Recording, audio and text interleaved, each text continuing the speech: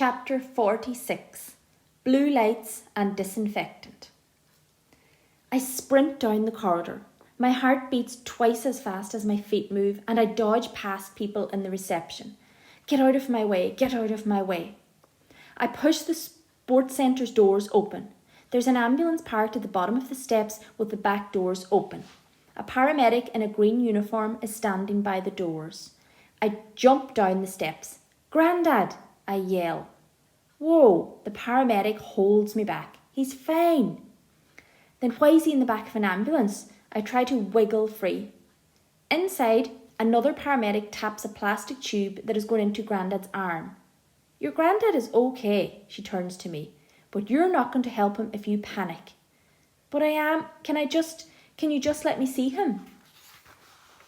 "It's all right, Martin. Let him through." Martin lets go of me and I take a step into the ambulance.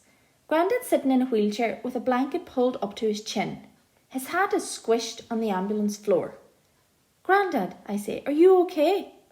I wait for him to answer, but he can't because he's got an oxygen mask over his mouth. The smell of disinfectant creeps up my nose and reminds me of when I used to visit Grandma in hospital. "Just sit quietly." The paramedic points to a bench inside the ambulance. "Your Grandad's going to be fine," she says softly.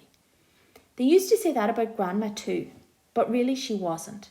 I sit down slowly. Grandad doesn't look fine. His face is as white as the moon and his eyelids are droopy.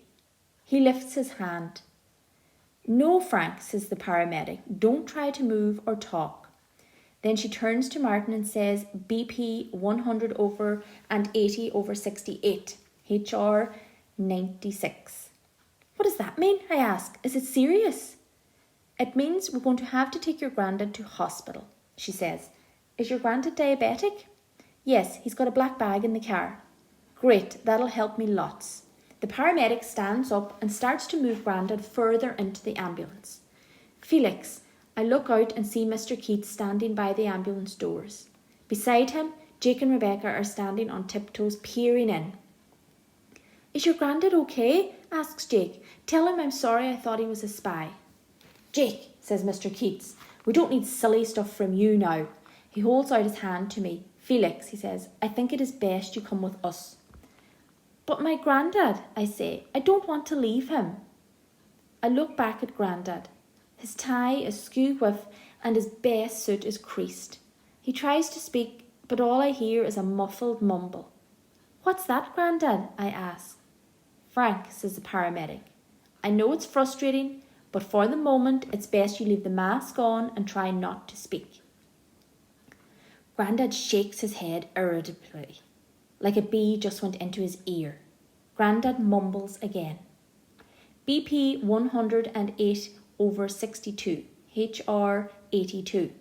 We're beginning to stabilise now, Frank, but we'll go to the hospital to be safe," the paramedic says calmly, which begins to make me feel calmer too. "Can I talk to him before he goes?" I ask. The paramedic looks at Grandad, like he's going to ask him, but Grandad's already pulling at his mask. "Go on," says the paramedic, smiling. "Just a quick word." Grandad moves the mask onto his cheek and mutters something, but he's so breathy I can't hear. I lean over him. "It's okay, Grandad," I said. "I love you too." Grandad shakes his head and takes a deep breath. "No," he whispers. "Did you win?"